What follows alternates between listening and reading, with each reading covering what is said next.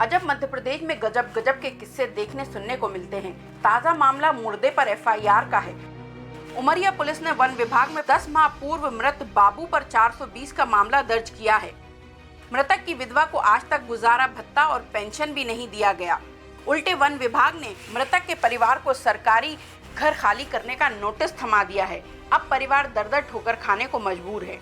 उमरिया जिला मुख्यालय स्थित लघु वनोपज सहकारी यूनियन मर्यादित में तात्कालीन समय कमलेश प्रसाद द्विवेदी सहायक वर्ग 3 में पदस्थ थे। उनके ऊपर मृत्यु के बाद शासकीय राशि में हेरफेर कर तकरीबन 7 करोड़ रुपए के गबन का आरोप विभाग ने लगाया है। 10 माह पहले ही कमलेश बाबू की मौत हो चुकी है और उनके मरने के 10 महीने बाद पुलिस ने धारा 409, 420, 467 और 471 आईपीएस के तहत एफआईआर दर्ज की है। हैरानी की बात यह है कि वर्ष 1990 में कमलेश बाबू की वन विभाग में नियुक्ति हुई थी। 30 वर्ष के कार्यकाल के दौरान विभाग ने उन्हें एक शोकॉज नोटिस तक जारी नहीं किया और मरने के बाद 7 करोड़ के गबन का आरोपी बता रहे हैं। बताया जा रहा है वन विभाग अपने आला अधिकारियों को बचाने के चक्कर में मृतक सहायक वर्ग 3 बाबू के खिलाफ सारी कार्रवाई करने में जुटा है। विभाग कोई कसर न छोड़ते हुए मृतक की विधवा पत्नी को गुजारा भत्ता, पेंशन, अनुकंपा नियुक्ति देना तो दूर, उन्हें सरकारी आवास में रहने भी नहीं देना चाहता। विभाग ने उन्हें आवास खाली करने का नोटिस थमा दिया है।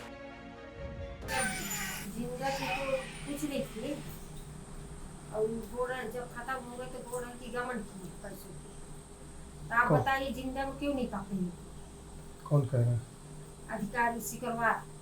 और वो मेरा बहुत प्रताड़ित किया है और मेरे से पैसा भी मांग रहा था 48 लाख दो, तब मैं तुम्हारा सब ठीक कर दूंगा, नहीं तो तुम लोग मैं बर्बाद कर दूंगा।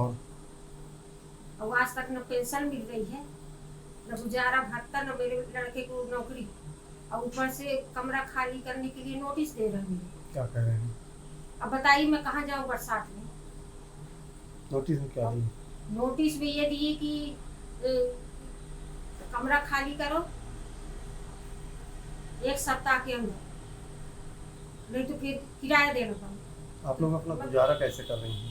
गुजारा में इधर उधर से चला रही हूँ मांग मांग के। अब आप बताइए ना, 10 महीना हो रहा है, कुछ भी यहाँ से फॉरेस्ट की कुछ नहीं मिला हमें। मैं अपने बच्चों को कैसे पालूं, कैसे पढ़ाऊं, क्या करूं? आप बताइए मुझे। इतना परेशान इन लोग मेरे कर रहे, उनसे मिलने जाओ तो इतना तेज हमको चिल्लाते हैं, हमारा कोई सुनते नहीं है। आवेदन दी है आपका भी? आवेदन हम शुरू से दे रहे हैं, लेकिन हमारा कोई सुनाई ही नहीं है। अधिकारियों का सुनते हैं। क्या कहते हैं? हम जाते हैं तो इतना तेज से बोलेंगे, अब बोलेंगे जाइए, हम लौट आते हैं। अब बताइए बच्चों को पढ़ाई है, लिखाई है, मैं कैसे क्या करूं? अभी सुनने में आया है कमलेश द्विवेदी जी के ऊपर एफआईआर कराई गई है कि शासकीय राशि का गबन किए हैं। तो आप बताइए वो बाबू आदमी वो अपने से ऐसे कैसे कर सकते हैं? जब तक अधिकारी साइन नहीं करेगा चेक में, तो जब भजवाने नहीं भेजेगा तो वो कैसे सब कर सकते हैं? क्या लग रहा है आपको? क्या वो गबन किए हैं या अधिकारियों की सहमति थी, उनके सर पे डाल दिया गया? बताइए। ये मैं सब नहीं जानती हूँ। मैं घर के अंदर रहती हूँ, कहाँ क्या होता है वो उन लोग अधिकारी लोग जाने, मैं सब नहीं जानती। कुछ तो जानकारी होगी, अधिकारी पैसा निकालने भेजते थे उनको। देखिए घर में पैसा कभी नहीं लाए, लाते होंगे निकालते होंगे तो अधिकारी को देते होंगे। अभी ना अधिकारी का तो पैसा निकलेगा नहीं, अपने से तो निकालेंगे नहीं।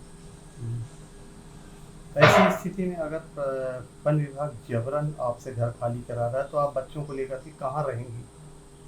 वही तो मैं पूछने गई थी अधिकारी से कि सर मैं कहाँ लेके जाऊँ बच्चों लोग को लेके? क्या मैं आत्महत्या कर लूँ कि बच्चों लोग को मार डालूं? कहाँ जाऊँ बताइए? मेरे को इतना प्रताड़ित कर रहे हैं, 1 रुपया दे रहे मेरे को, अब क्या कर सकते हैं?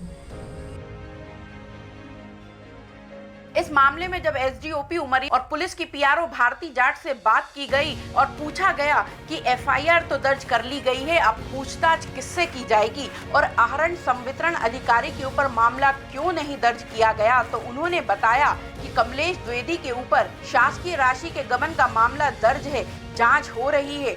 कौन कौन सामने आएगा ये जांच का विषय है।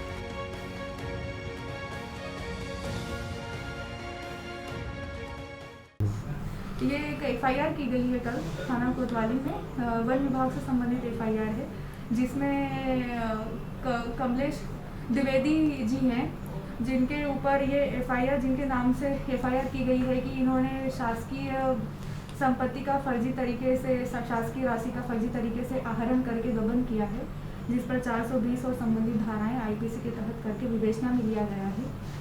इसमें कितने आरोपी है, कितने हो सकते हैं, ये विवेचना का विषय है। जब विवेचना आगे आगे बढ़ेगी तब ये खुलासा होगा कि किनकी संलिप्तता रही होगी। मगर सवाल यह है कि प्रथम दृष्टया मृत व्यक्ति के नाम एफआईआर हुई है, जबकि हमको लगता है कि पहली बार ऐसा हुआ किसी मृत व्यक्ति के नाम एफआईआर हुई है। चूँकि चेक और सारा जो लेन देन होता था पैसे का और लिखा पढ़ी होती थी, उसमें इनके द्वारा कार्यालयीन कार्य किया जाता था, इसीलिए प्रथम दृष्टया इनके नाम से शिकायत पत्र दिया गया है। जबकि एक बाबू को ड्राइंग डिस्पर्सिंग पावर नहीं होता, उसमें कहीं ना कहीं डीएफओ एसडीओ सब इन्वॉल्व होते हैं, तो क्या उनके ऊपर भी कार्रवाई होगी? जी, ये विवेचना का विषय है। जब विवेचना में ऐसे तथ्य सामने आएंगे तो निश्चित रूप से कार्रवाई होगी। इस मामले में वन विभाग के डीएफओ मोहित सूद ने बताया कि दिसंबर 2020 में भोपाल से एक जांच दल आया था और उसने हानि की राशि लगभग 7 करोड़ रुपए आंकी थी, जिस पर हमको लगातार भोपाल मुख्यालय से निर्देश मिल रहे हैं। इसी आधार पर हमने एफआईआर दर्ज करवाई है। वहीं गुजारा भत्ता, पेंशन और अनुकंपा नियुक्ति के मामले में उन्होंने बताया कि जब तक जांच चलती है तब तक कुछ भी देने का प्रावधान नहीं बनता। हमने गुजारा भत्ते के लिए जिला पेंशन अधिकारी को लिखा है, उनसे मार्गदर्शन मांगा है। मार्गदर्शन प्राप्त होने के बाद इस मामले पर निर्णय लिया जाएगा।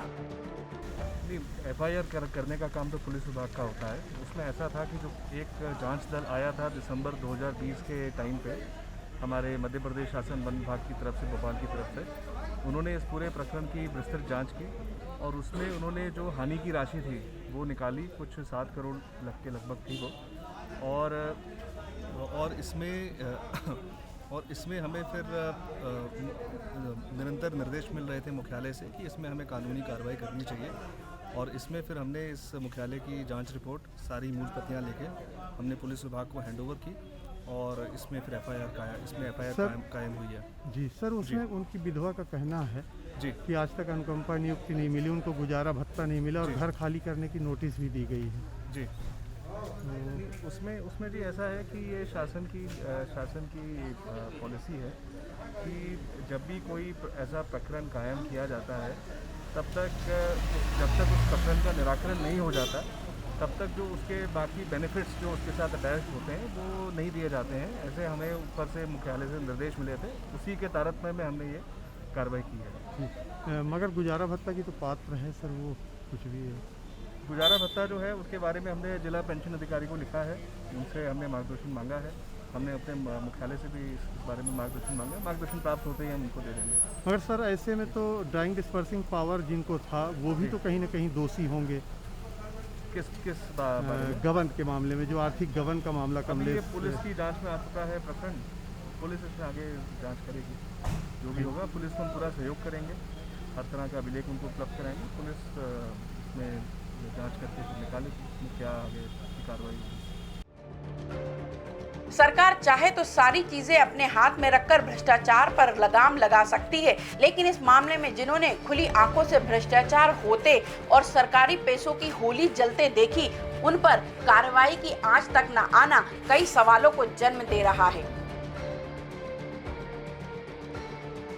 टाइम 8 मध्य प्रदेश के लिए उमरिया से सुरेंद्र त्रिपाठी की रिपोर्ट।